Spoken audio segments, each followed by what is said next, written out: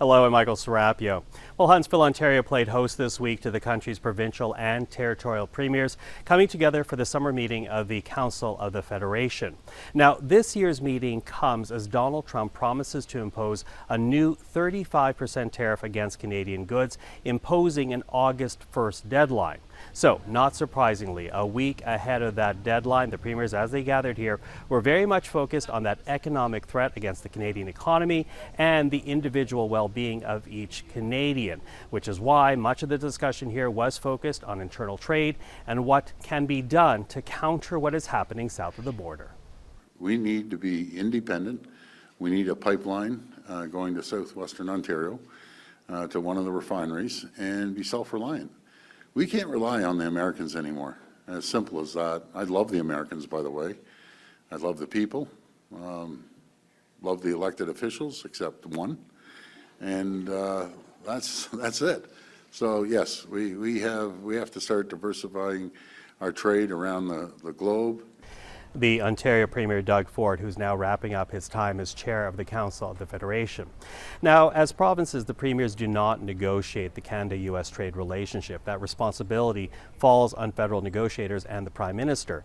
And when it comes to Mark Carney, well, this year he did accept an invitation to come to Huntsville, where he addressed the premiers and updated them on talks taking place right now with the U.S. White House. Behind closed doors, the discussion was quite frank, and it's something I talked about with the New Brunswick Premier Susan Holt. Premier Holt, thank you for the time. Oh, happy to be with you, Michael. Listen, I want to begin with the briefing that you and the other premiers received from the Prime Minister talking about the state of negotiations with the U.S. White House right now, because we're also now getting word that it's highly unlikely that any deal will be struck by August the 1st, of course, the deadline for the new Trump tariffs. Does that match up with what you heard from the Prime Minister? Was he as direct with the premiers?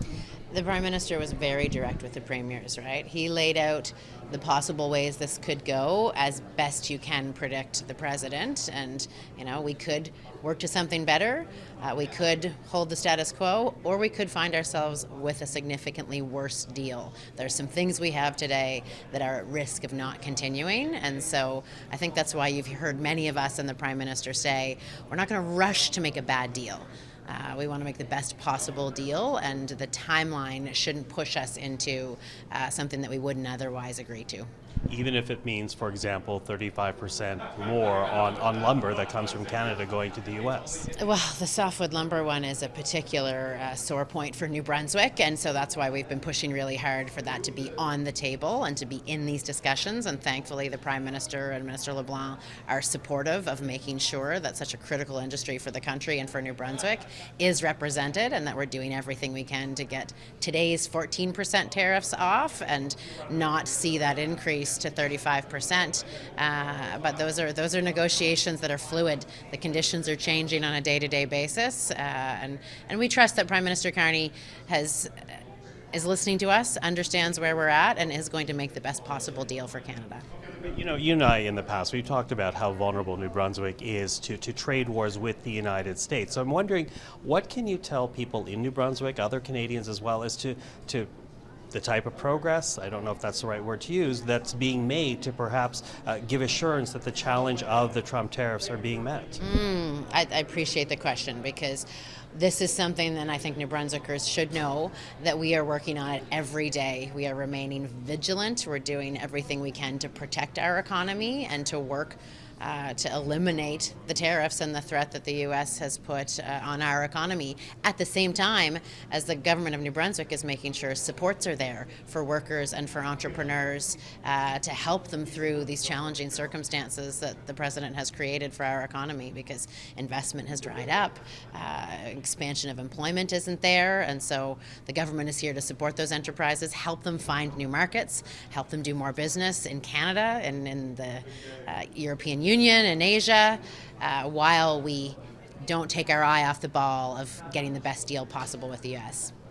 You say business in Canada, and of course in the final communique there's also a reference to the fact that the premiers are looking forward to finalizing a mutual recognition agreement that would bring about internal free trade in this country. What would that mean for the people of New Brunswick? Enough to counter the impact of the Trump tariffs, do you think? Oh, that's a good question. The opportunity to sell more of what New Brunswick has to the rest of Canada. I mean, I always like being able to introduce my colleagues around the Premier's table to the kind of capacity that New Brunswick has. At this meeting, it was to surprise them with the information that we build I-beams in New Brunswick, and I know Ontario needs them, and we'd be happy to supply. We also build ambulances, and we have a ton of different products, goods that the rest of Canada needs. And so the more that the rest of Canada is interested in buying from Canada, the more New Brunswick can supply. Now, whether that net new economic activity can replace the fact that 92% of our exports are currently going to the U.S., we'd have to crunch those numbers. But certainly there's an opportunity there for New Brunswick businesses to get more customers in Ontario, where we've signed an MOU, in Manitoba and Newfoundland, and all across this country. Which, and forgive me because I did ask the question to all the premiers, but when will we finally see the scope of that agreement? Yes, there have been memorandums of understanding, but those don't have the details that really lay the path forward for internal free trade. Yeah, these are all leading up to that new Canada Free Trade Agreement that we want to see signed by all the provinces and the federal government. I think people have expressed their commitments to all the exemptions that they're taking off from the previous one. The federal government has committed to removing all of the federal exceptions, and so we're getting closer and closer as those tables meet, and I think the deadline that we've set is end of this year. So hopefully we'll have that new simplified Canada Free Trade Agreement with the least amount of exceptions possible to mean that goods can move coast to coast to coast unfettered. Okay, so we'll keep an eye out for that. But I also want to talk about the greater role, and I guess in a lot of ways, the Premier's reasserting the provincial role when it comes to immigration and refugees in this country. Is that going towards a perceived failure on the federal government's part? I think it does speak to the fact that the one-size-fits-all approach of the federal government on immigration isn't working for provinces, because we do have different labor markets, unique needs, and an ability to move more quickly than the federal government has proven that they're able to do. You heard Doug's example of people waiting for 2 years for a work permit. That's not good for our economy, that's not good for our provinces, and so we in New Brunswick have unique needs. We certainly are interested in bringing in more people to help us address the healthcare crisis and to care for New Brunswickers, more people to build the homes that New Brunswickers are looking for to keep their cost of living affordable, and so we want to be able to do that in the way that provinces can, that is nimble and responsive to our local needs and not subject to a one-size-fits-all paintbrush that we saw applied to things like international students. That's really hurt our post-secondary institutions, and the cutbacks that they've made on nominees, that's hurting our economy today. So we would like to use the powers that the Constitution gives us to drive our own path on immigration. What was the Prime Minister's reception to that? Well, he was open to talking about it, actually. It started yesterday with a conversation around the impact of the PNP cutbacks on provinces, and he expressed an openness to have that conversation, to look at and possibly change direction on immigration. Now, this is the third meeting of the First Ministers in 4 months. Clearly, you all like each other. And, as the final news conference was happening, I was noting that each one of you were smiling whenever another Premier was speaking. But has enough progress been made in that amount of time to meet what is a very immediate challenge for people's pocketbooks right now? Well, I think certainly in New Brunswick, the cost of living is and making life more affordable for New Brunswickers is top of mind. I think that's one of the reasons why we're all united and on the same page about the need to drive these economic projects to make Canada the strongest economy in the G7, as the Prime Minister likes to say, to be the energy superpower that we can, to use all of our resources in service to good paying jobs to New Brunswickers and the ability for us to deliver them the healthcare and education that they expect. And so premiers are all on the same page about those priorities. I think it was Premier Canoe who talked about Canadian values that we all share and things like universal health care for everyone. And so we do use these opportunities to emphasize those points of alignment and see how much further and faster we can take things. Premier Holt, always appreciate the time. Thank you. Thanks, Michael. Now, as you heard my discussion with Premier Holt, internal Canadian trade still remains a top priority amongst the premiers. In fact, the Canadian Chamber of Commerce believes that accomplishing free trade within Canadian borders could boost per capita GDP by 4%. Still, despite that benefit and many months of talking, free trade amongst the provinces is still not a reality, something I discussed with the Saskatchewan Premier Scott Moe. Premier Moe, thank you for the time. Well, thank you, Michael. Listen, I asked this first question acknowledging the fact that Saskatchewan has signed a couple of MOUs while here in Huntsville, but internal trade in this country still not yet achieved. Why is it taking it so long? Well, there's a number of regional differences that we have, and it has taken steps. I think we should acknowledge that over the last while with the signing of the Canada Free Trade Agreement. Further, reduction in the number of exemptions in that agreement, which are really non-financial tariffs when you look at any agreement. And I would say that the MOUs that are being signed are a positive step forward. And I propose to the premiers as well, if we want to continue to take another significant step forward in aligning trade across the nation, is to expand the New West Partnership to all provinces. It really was the basis of the CFTA. But it does go further, and so if we, serious about taking additional steps in opening interprovincial trade, that's the next logical step. Yeah, I was going to ask about that because that agreement has existed about 15 years now. How does it further internal free trade for the country? It would do what it is doing in Western Canada, not just on reducing regulatory barriers, providing avenues to address any regulatory trade issues that we might have, but also helping in interprovincial movement of people, professional people, in recognition of credentials that we have, and so it has pathways to solutions for many of the challenges that we do have across Canada. It goes further than the Canada Free Trade Agreement, and it would, I think, further open trade into a much more free and fair environment across our nation, which is what we need. I don't know that the value is quite what some think it is, but it certainly is worth the effort and worth taking additional steps. What has been the interest to that? Because you raised the idea before coming here to Huntsville. The interest often is going to be very regional in what some areas of the nation want to protect, and really what we need to do is set that aside and just move forward together. Listen, I also want to talk a bit about tariffs because, of course, Donald Trump promising to bring in new tariffs come August the 1st on goods not covered by CUSMA. You're on record as saying you don't support counter tariffs, countermeasures against those moves. Why is that? Well, our position all along has been that Donald Trump's tariffs do have an impact on American families and American business, and by that very extension to Canadian counter tariffs, they would have an impact on Canadian families and Canadian businesses. And so, I don't think we should be hurting Canadian families and Canadian businesses. I think we should be, very serious about finding a path forward in an advanced or enhanced USMCA agreement that will make not only our nation stronger, but will make us much stronger from an energy and food security perspective and a general security perspective across North America. We've always carried that message, even prior to Donald Trump, and we carry it yet today.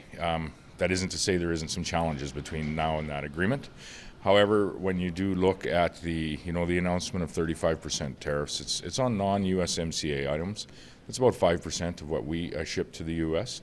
So we do need to preserve that opportunity to continue to trade with the U.S. From Saskatchewan, and I think from all the provinces' perspective.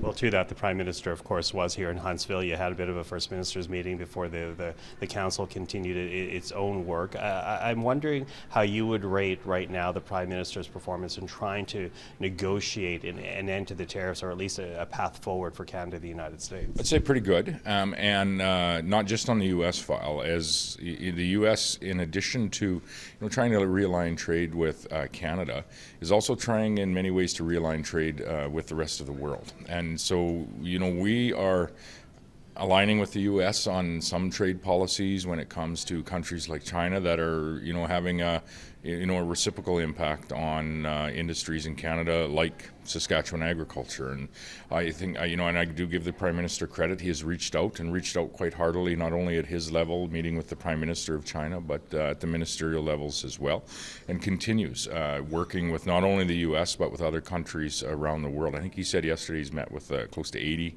global leaders in a pretty short period of time. That is a priority on our international reputation and international relations that we haven't seen for a decade, and it's it's good to see. You mentioned China, and I do want to talk about that because, of course, Saskatchewan is facing these China tariffs because of the EV tariffs that Canada puts on Chinese EVs. Canola, pork products hurt hard. There was a line I saw in one of the communiques from the premiers this week. How open are the other premiers to trying to address the China issue for Saskatchewan? Well, it has to be addressed through the federal government. That's how China works, and each country around the world is a little bit different. We have a trade office in China and many other countries, and we're there to, advocate, beside and behind and with the federal government of in whatever country we're in, including China. But in the case of China, any national trade agreements between our country and theirs has to be through discussions of essentially the President of China and the Prime Minister of Canada, and I think we're getting to that. And there's a method and a madness to how that happens. Prime Minister Carney's, finding his way through that conversation, but there's more work to do, and we're supporting him every step of the way, and I hope it happens soon, not only for the canola and the agricultural industry, but for broader trade relations with China. If we are going to walk the walk that Canadians are talking today about diversifying trade, you aren't going to diversify entirely away from the U.S., nor do we want to or should we want to. They traditionally have been our largest trading partner and our largest ally, and likely will be after this very sensitive conversation and troubling conversation is done. But if we are going to diversify additional value that we are creating in our economy, it is going to have to go to emerging economies like China and India and other places in the world. And so we do need to be engaging with them on what is our Canadian trade policy far beyond agriculture, far beyond potash with a country like China.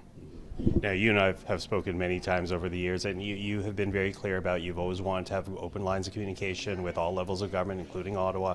You've always talked about finding new markets. Now that we seem to be in this place where the premiers, the first ministers are all getting along, do you see all these files moving forward as perhaps you didn't see a year ago? Well, the engagement is refreshing, not only with the Prime Minister's office and the federal government and the provincial governments, but with the world. We have not had a priority on our global reputation and our global relations for over a decade. I would say that the Prime Minister's office has not had a priority on provincial relations in a number of years as well. So all of that is refreshing, and the words are good, and we're happy to hear them. There does need to be some significant actions that follow those words in the next while, not only on our engagement with the U.S. and China and other countries around the world, but on ensuring that we are building our own nation and removing some of the regulatory burdens that have piled and stacked and layered in the last number of years, so that we are able to actually open up some economic runway for each and every commodity and each and every industry in Canada. It's the only way the federal government and Minister Champagne are going to have really any credibility on budget day. If we are going to be able to make the investments in the things that we want to invest in, like a 5% investment in the military, we need to have some runway for all of the industries to create value for Canadians and for the Canadian government. Premier Scott Moe, thank you for this. Thank you, Mike. Well, as you heard in my discussion with Premier Moe, there continues to be a spirit of goodwill amongst the premiers and the first ministers in this country, a common desire to get projects going to boost and bolster the Canadian and the provincial economies. Still, there is some concern being expressed by some communities about the speed at which these projects are being pursued. Chief among the concerns are those from Indigenous communities who are worried about a lack of consultation and perhaps these projects trampling on their inherent rights. As a result, we saw here in Huntsville a number of Indigenous groups coming to talk with the premiers, among them the National Chief of the Assembly of First Nations, Cindy Woodhouse Nepinak. Chief Woodhouse, thank you for the time. Thank you for having us. So how do you feel about this meeting? Do you think something was accomplished for Indigenous leadership here? Well, I debated coming to this event again because I know that national chiefs before me have asked for more respect, meaning, we have this meeting, this pre-meeting the day before, and then kicked out the next day, which is going to happen again. But at the same time, I think today was, and I was really open about that with the premiers. And I said, look, like, we need a bigger seat at the table. You can't keep the voices of First Nations down time and time again, as you've always done. And as we see now, how colonialism is at our doorsteps. More colonialism here at home doesn't help. And so we had that conversation, and I just told them that I think, we should have a First Ministers meeting. And we agreed around the table that we'd built consensus around the table with the premiers that we should have a First Ministers meeting. So I know that they're going to be echoing that to the Prime Minister tomorrow. Yeah, because the Prime Minister will be here on Tuesday, the first official day of the Council of the Federation, a brief First Ministers meeting, if you will. What would that look like, though? Because there are hundreds of First Nations in this country. What would a First Ministers meeting look like with Indigenous leadership? Look, we'd have to, of course, iron out those details, but, it's been done before, and I think that it's important that it was done in the 80s, of course, and I think that it's so important that we work towards that once again to try and find a different way in this country, because I think one segment of the population benefiting and then now saying, okay, look, we're going to need access to those resources that you've got. And I know that these are big discussion items, but at the same time, it's possible to bring people together. Imagine that. We can bring people together and find a better path forward to this entire country. And I've asked this question of you before, and I'm still trying to wrap my head around it, because at the end of the day, what you're asking for is consultation after Bill C5 is already passed by Ottawa, Bill 5 already passed in Ontario. Are these discussions still useful if those bills are already law? Look, I'm going to leave that discussion for September 3, 4, and 5. We're bringing our chiefs together from coast to coast to coast in Winnipeg, Manitoba. You are welcome to join us. Canadians are always welcome to join us. And I know that you're going to hear a lot of different positioning from different First Nations people across the country, and I think that that's okay. The problem is when you're passing these bills, when Parliament and of course the Senate were passing these bills, those voices were shut down in Parliament and in the Senate. And Canadians' voices were shut down during that time, as well as environmentalists and different groups of people. And Premier said that they weren't consulted as well. And I think that that's a wrong way to do things. I think we can get to better bills by working together rather than shoving something through in 20 days and having a whole bunch of opposition at the end of it. I mean, I guess there's good parts of every bill, but at the same time, when there's problematic pieces, let's work together to fix those ahead of time rather than rushing through to pass bills that have long lasting effects on your grandchildren, my grandchildren. Let's leave them good, thorough laws that are well thought out, not rushed through. So you're cautioning a rush through, but of course the language we've been hearing since the start of the new year was to be in a rush to get these projects passed and created in order to create economic prosperity. What do you say to Canadians who perhaps are concerned that you are presenting a jeopardy or threat against that prosperity? Look, I think First Nations have never been against prosperity. We've been very generous with this in whole country while we remain in poverty, and I think that that has to change. That narrative has to change. That way of thinking has to change. We have to also think of our grandchildren, not to lead them a destructive world, and planet. We have to balance that with the environment and make sure that we're not trampling on the rights of First Nations people. And First Nations people are foundational partners in the creation of this country, and every square inch of land in Canada was traditional First Nation territory. And so we have shared and shared and shared. And at the same time, we've always had to fight so hard through the courts, through anything that we've had. Nothing has ever been given to us. We've always had to have hard-fought discussions, hard-fought legal battles for our rights. And we don't want to go back. We've made a lot of progress over the last 40 years. We want to continue moving forward to make more progress. But up against that is this Trump threat. Trump has not stopped making tariff threats against Canada. Already there's been an impact on investment in this country, economic prosperity for others, stability for others. What do you say to those people that still have the concern that things will be slowed down as a result of this consultation? Look, I think come and see our First Nations communities. The fact that we have a $350 billion infrastructure deficit. And when they look at their children and their grandchildren off reserve, or all children off reserve, that, have access to, water and healthcare and the basics that we so truly love as a country.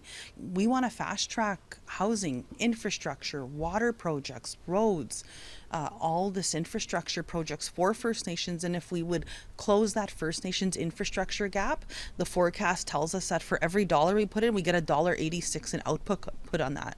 And that also leads to 370,000 jobs for all of Canada. Like, it's not just for First Nations that benefit, all of the country benefits from that, provinces included and the federal government included.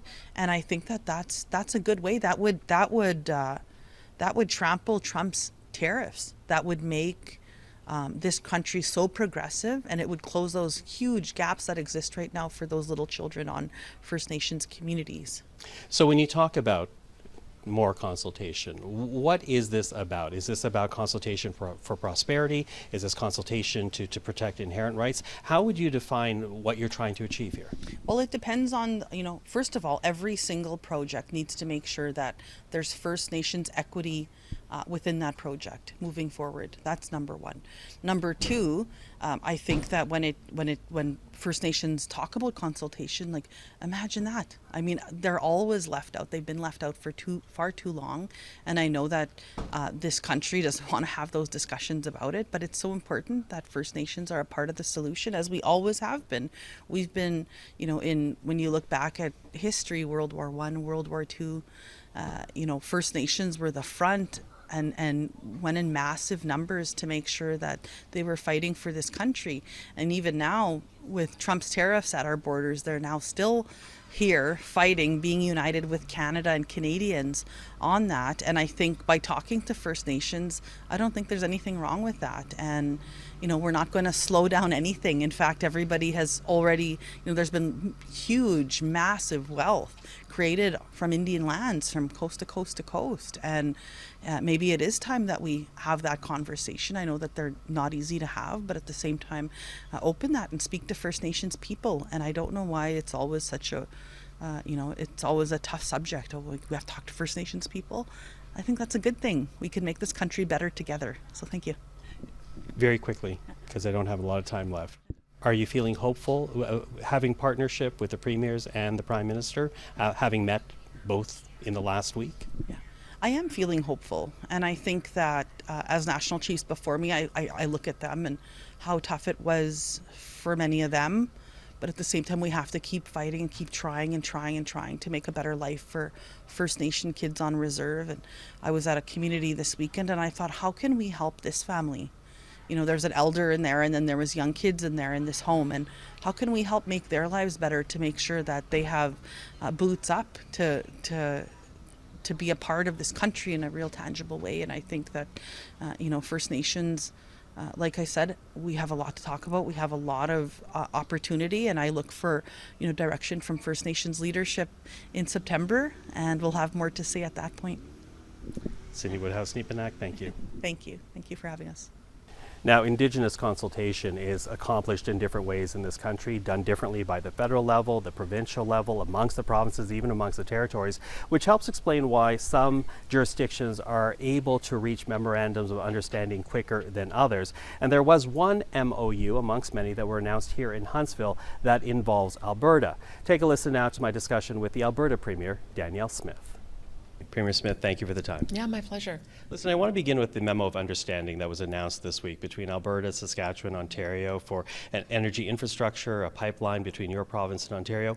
What is the economic need of that if Ontario already gets oil and gas? Well, I think part of what we've realized is just how exposed we are when you have an unpredictable neighbor in the United States. For years, the governor of Michigan, Gretchen Whitmer, has been trying to shut down Line 5 pipeline. That is an essential lifeline to feed all of the refineries in Sarnia, and then also the line that goes up to Quebec. And so one of the things that I think this conversation has across the country has caused us all to realize is that we need a better way to support our provinces so that they're not fully dependent on the United States. And so there's a couple of different options that we could look at doing, and I'm glad that Premier Ford is interested in having that conversation with us. Except that when the MOU was announced, again, you were there, Premier Moe was there of Saskatchewan, Premier Ford of Ontario, but Wapkanu of Manitoba was not. Is that a problem that Manitoba was not a signatory to this MOU? Well, I hope that Manitoba will be. What I respect about Premier Wapkanu is that he's developing a bit of a different approach on Indigenous consultation. And so I'm watching how that unfolds with great interest, because that is going to be key. I think every single premier at the table wants to make sure that there's Indigenous equity and an Indigenous partnership. We're all doing it in a slightly different way. We've got our Alberta Indigenous Opportunities Corporation, so we underwrite an equity purchase. Others are doing it a little bit differently. And so I'm going to watch with great interest what happens in Manitoba. And I would hope that when the premier gets a little bit further along, that we might be able to get him to sign on to the MOU as well.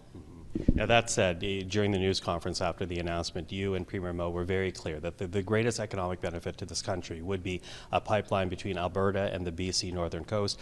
I did speak with Premier David Eby this week. He still remains unconvinced, says that he's not seen a serious proposal from a player step forward for him to consider.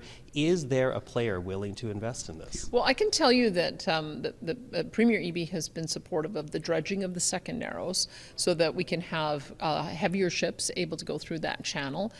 The Trans Mountain Pipeline Group is interested in finding ways to optimize that line with compression and using agents that will allow for more product to go through, and we support those efforts, absolutely.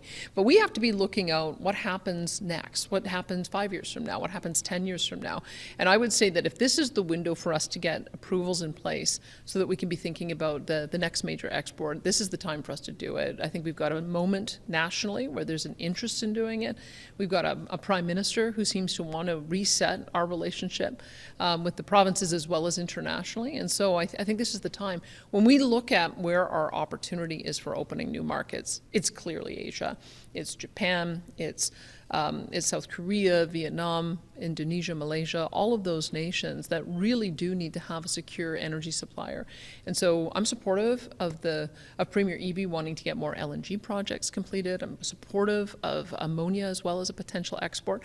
And we'll do some more work to see if we can win him over on the idea of a new bitumen pipeline. But we think that that's really going to be the project that's going to make the biggest difference for Alberta. You think you can win him over? You've been in frequent conversation with the Premier. I think the main thing, and again, I believe that Premier Eby and Premier Canoe both, it's just the different emphasis and sort of the timing of things. I mean, very clearly we have to have Indigenous buy-in and Indigenous partnership.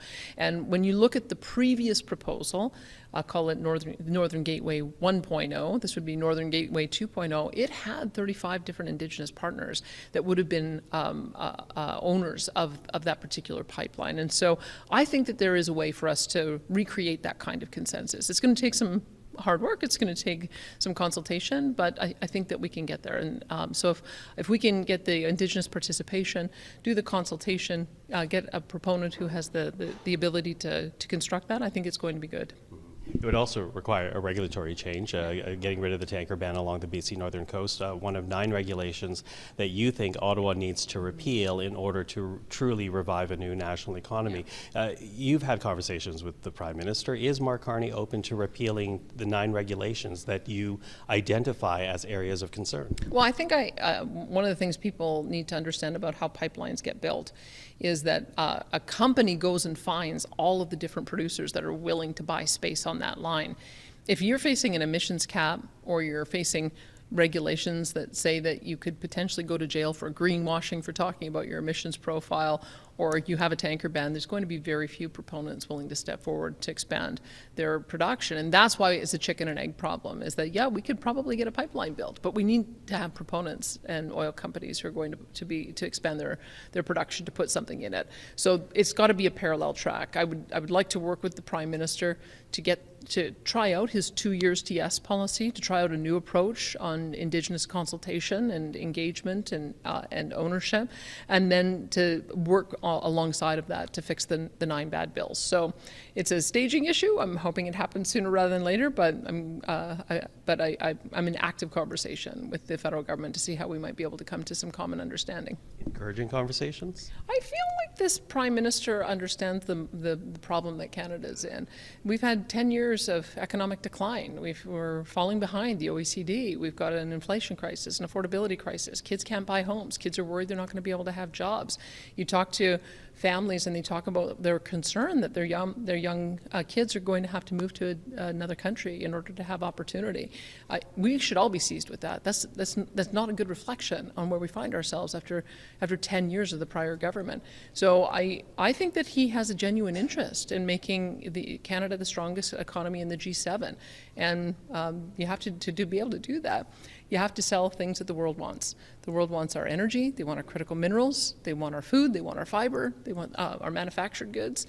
And so those are the things that we've got to figure out and how to get to market. And I'm just pleased that all of the premiers are working on MOUs and other arrangements to see if we can make that happen. Which, it leads me to my last question, because this is the third meeting of the First Ministers in 4 months. So there's been a lot of discussions, obviously a lot of good feelings amongst the First Ministers, but how productive have these meetings been? Because I think, the people approach the summer thinking things would be done very, very quickly, but still we're in the talking phase rather than the shovels in the ground phase. How productive have these gatherings been? Well, I can tell you, when you think about where we were beginning of November, before the U.S. election, it was a totally different conversation than we had after the election. I think people began to realize just how serious the change in attitude was going to be in the administration, the change of approach to Canada. I think that caught a lot of people by surprise. But I don't think that there's ever been such a strong feeling of Canadian first, Canadian nationalism. And I think people understand that maybe we were a little complacent, thinking that we had the Americans there, they would buy whatever it is that we produced, and we didn't have to try too hard. Well, we've got to try harder now, because we need to trade more with each other. That takes work, and we need to find new markets, and that takes work. But I think that everybody is working towards that. And so I think that change has happened kind of at lightning speed. And every time we meet, we just make incremental progress. So we've got a new legislative session for the Parliament coming up on September 15th. We'll know then whether or not some of these bad bills are going to be rewritten. But we've got some advice to offer on it. Premier Danielle Smith, thank you. Thanks, Michael. And we will see in a few weeks' time. Parliament returns September the 15th. And of course, we'll keep a very close eye on August the 1st, the deadline set by Donald Trump to impose those new 35% tariffs against Canadian goods. And we'll also watch the Premier's discussions as they try to achieve internal trade within Canada. A lot to track, which you can watch right here on CPAC. For now, I'm Michael Serapio from Huntsville, Ontario. Thank you for joining us. We'll see you again next time.